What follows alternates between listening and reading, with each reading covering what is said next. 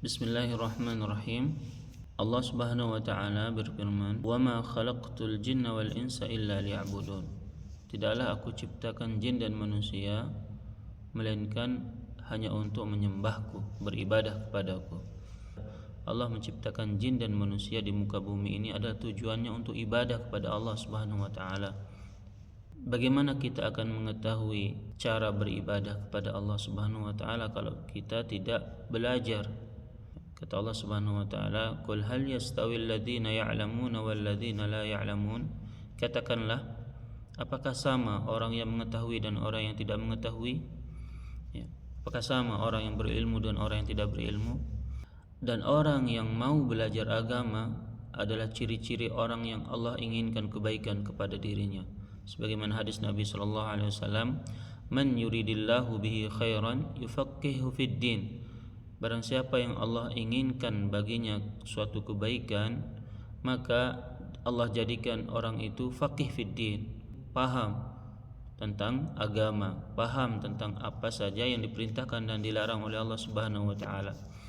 Salah satu cabang ilmu yang perlu kita pelajari adalah fikih. Tatkala seseorang mendengar sebutan fikih, maka mungkin yang akan terbayang adalah pelajaran yang sulit.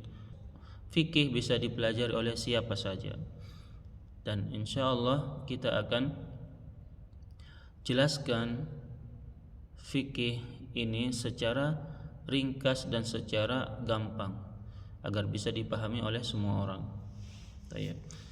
Apa itu pelajaran fikih? Fikih adalah mengetahui setiap hukum-hukum yang berkaitan dengan amal ibadah yang zahir yang dilakukan oleh anggota tubuh. Misalnya ini puasa, apa hukumnya puasa? Apa hukumnya zakat? Nah, mengetahui hukum dari ibadah-ibadah ini itu adalah fikih. Maka tatkala kita mengatakan ini hukumnya sunnah, ini hukumnya wajib, ini hukumnya makruh, ini hukumnya haram, dari mana kita mengambil kesimpulan?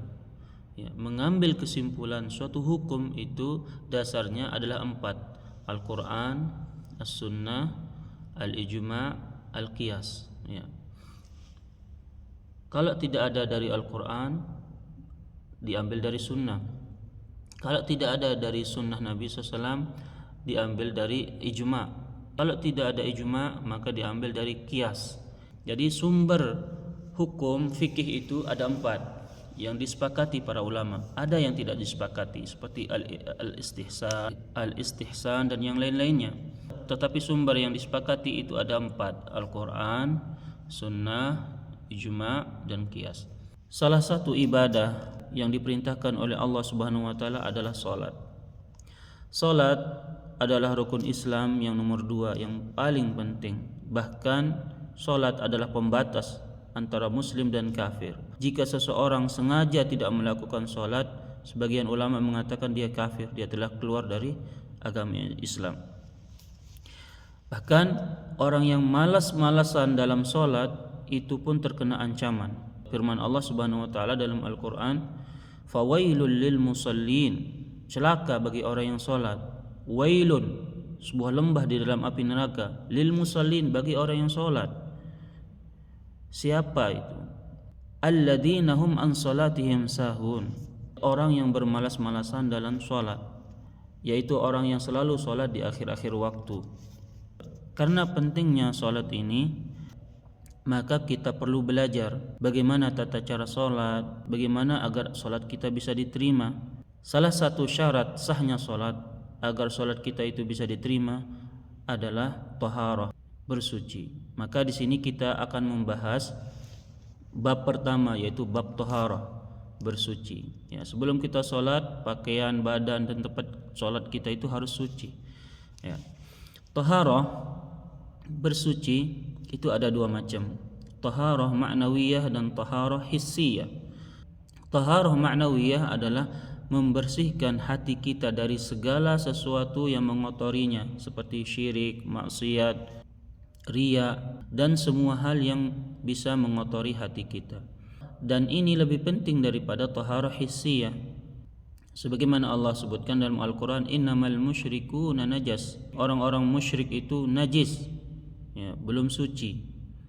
Adapun taharah hissiyah adalah taharah yang bisa dilihat, bisa disentuh, dan itu yang akan kita bahas sekarang. Taharah adalah raf'ul hadath wa zawalul khabath.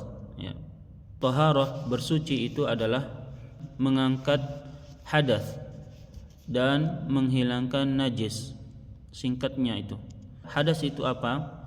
Hadas adalah sesuatu yang menghalangi kita untuk melakukan sholat, seperti hadas besar dan hadas kecil. Hadas kecil adalah semua yang bisa dihilangkan dengan wudu. Hadas besar adalah semua yang bisa dihilangkan oleh mandi. Ya, itu adalah pengertian taharah. Taharah adalah raf'ul hadath, mengangkat hadas, menghilangkan hadas. Ya. Wa zawalul khabath, dan membersihkan najis, ya, membersihkan kotoran. Itu adalah pengertian taharah. Bersuci atau dalam bahasa Arabnya taharah pada asalnya itu menggunakan air. Allah Subhanahu wa taala berfirman, wa yunazzilu 'alaikum minas samaa'i maa'an liyutahhirakum bih, dan Allah menurunkan dari langit air liyutahhirakum bih, untuk kalian bersuci. Ya, maka air adalah fungsinya untuk bersuci.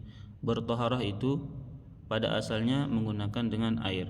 Bagaimana jika tidak ada air, atau bagaimana jika tidak bisa menggunakan air? Falam tajidu ma'an fatayammamu sa'idan thayyiban. Kata Allah, kalau kalian tidak menemukan air atau tidak bisa menggunakan air, fatayammamu sa'idan thayyiban, gunakanlah debu yang bersih, yaitu tayammum. Apakah semua air bisa digunakan untuk bertaharah, bersuci? Tidak. Air yang bisa dipakai untuk bersuci adalah air yang masih asli, wujudnya asli, sifatnya masih asli sebagaimana Allah ciptakan. Contohnya adalah semua air yang turun dari langit, semua air yang jatuh dari langit, dan semua air yang mengalir di atas muka bumi. Itu masih asli semua. Contohnya air hujan, embun, salju, hujan es, kemudian air laut, air sungai, air sumur. Itu adalah air yang masih asli sebagaimana Allah ciptakan, belum berubah. Ya. Dan air itu bersih. Dan inilah air yang bisa mensucikan. Dia bersih dan bisa membersihkan. Ya. Istilahnya air tahur. Air tahur. Karena nanti ada air yang bersih tetapi tidak bisa mensucikan, tidak bisa membersihkan. Namanya air tahir. Seperti apa? Air jus, air teh, air kopi, itu bersih, suci, tetapi tidak bisa dipakai untuk membersihkan atau mensucikan. Tidak bisa dipakai untuk berwudu atau mandi atau membersihkan najis. Dalilnya adalah dalam Al-Quran Allah berfirman, wa anzalna minas sama'i ma'an tahura, dan kami turunkan dari langit air yang tahura, air yang bersih, yang bisa dipakai untuk bersuci. Ya, kemudian dalam hadis Nabi SAW beliau mengatakan, Allahumma gsilni min khatayaya bil ma'i was thalji wal barad. Ya Allah, sucikanlah aku, bersihkanlah aku dari dosa-dosaku bil ma'i was thalji wal barad, dengan air, salju, dan barad. Barad itu adalah hujan es. Itu dalil bahwa air hujan, air salju, air es adalah suci dan bisa mensucikan. Tentang air laut, Nabi SAW bersabda, huwa tahuru ma'uhu al-hillu maitatuhu. Air laut itu adalah tahur airnya, suci dan bisa mensucikan. Al-hillu maitatuhu, bangkai ikannya halal. Tayyib, sekarang jika air yang suci dan bisa mensucikan ini kita istilahkan air tahur. Jika air yang suci dan bisa mensucikan ini bercampur dengan benda atau sesuatu yang najis, apa hukum air ini? Apakah masih bisa dipakai untuk bersuci? Maka apabila air itu berubah salah satu sifatnya, yang pertama baunya, yang kedua rasanya, yang ketiga warnanya.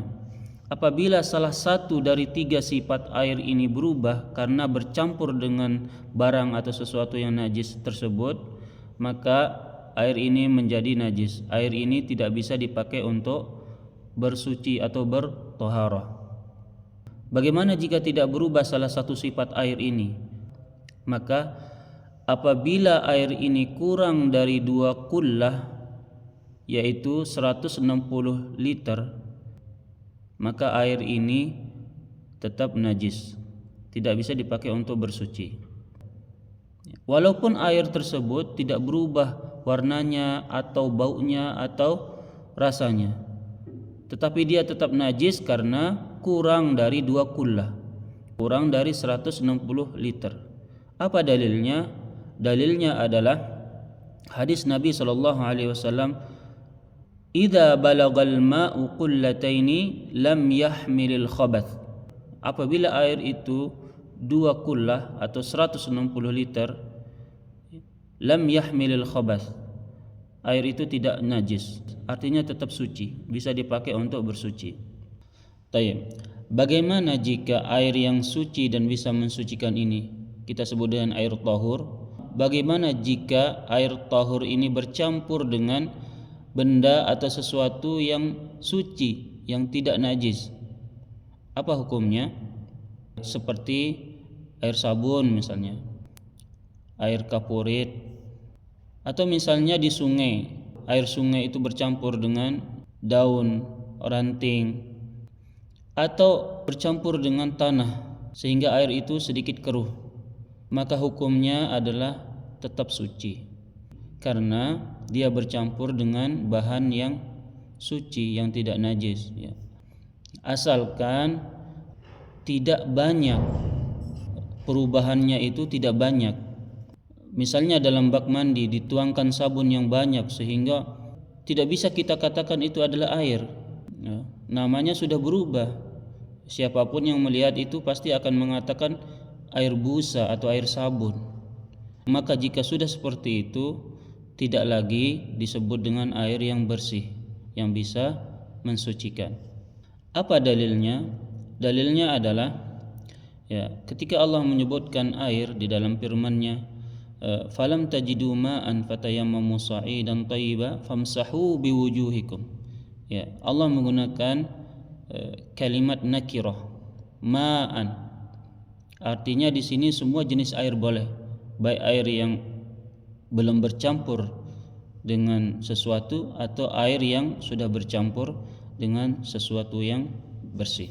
Dan juga hadis Nabi SAW tatkala Zainab binti Rasulullah SAW dimandikan, Nabi bersabda, "Waja'alna fil akhir kafura au syai'an min kafur." Jadikan paling akhir air yang bercampur dengan kafur, ya. Poin terakhir tentang masalah air adalah apa hukumnya bersuci menggunakan bekas air yang sebelumnya dipakai untuk bersuci, ya. Jadi bila seseorang berwudu kemudian bekas-bekas air di wajahnya atau di tangannya atau di kakinya itu ditampung lagi, ya. Kemudian itu dipakai untuk berwudu lagi, atau air yang dipakai untuk mandi junub ditampung dan dipakai lagi untuk mandi, atau misalnya suami istri bergantian mandi di dalam bak air yang sama, itu disebut dengan air musta'mal, air yang sudah terpakai. Apa hukumnya? Hukumnya air musta'mal adalah boleh, ya. Dalilnya adalah dalam hadis Nabi SAW disebutkan bahwa tatkala Nabi SAW berwudu, para sahabat itu berebutan mengambil bekas wudu Nabi SAW. Seandainya bekas air yang dipakai untuk berwudu itu tidak bisa dipakai lagi, maka Nabi SAW akan melarangnya. Dalil yang kedua, tatkala Jabir sakit, Nabi SAW menuangkan air bekas Nabi SAW berwudu. Jabir berwudu dengan bekas air Nabi SAW. Dalil yang ketiga, Nabi SAW mandi dengan istrinya di gayung yang sama, di bak yang sama, sehingga tidak menutup kemungkinan air yang dipakai tatkala mandi itu jatuh ke dalam ember atau ke dalam gayung yang dipakai lagi oleh istri beliau. Ya. Dan terakhir, Nabi SAW, innal mu'min la yanjus, seorang mukmin itu adalah suci, dia tidak najis. Ya. Tentunya di sini tidak lepas daripada perbedaan para ulama. Imam Ahmad bin Hanbal dan Imam Syafi'i mengatakan air musta'mal itu suci, bersih. Ya, tetapi tidak bisa dipakai untuk berwudu lagi, tidak bisa dipakai untuk mandi lagi. Ya, makruh katanya. Ya, airnya suci tetapi makruh apabila dipakai untuk bersuci. Ya. Ala kulli hal, jika ada air yang lain, maka gunakanlah air yang lain supaya selamat, supaya keluar dari perbedaan. Jadi cukup sampai di sini pembahasan tentang thaharah bab yang pertama, yaitu tentang air. Insyaallah berikutnya kita akan bahas tentang bab bejana. Bejana adalah wadah atau tempat menaruh air. Ya. Jadi setelah kita mengetahui hukum air, ya, kita akan membahas bagaimana hukum bejana atau tempat air itu ditaruh. Apakah boleh berwudu dengan teko yang terbuat dari emas, teko yang terbuat dari perak, ya. Nanti kita akan bahas pada video berikutnya.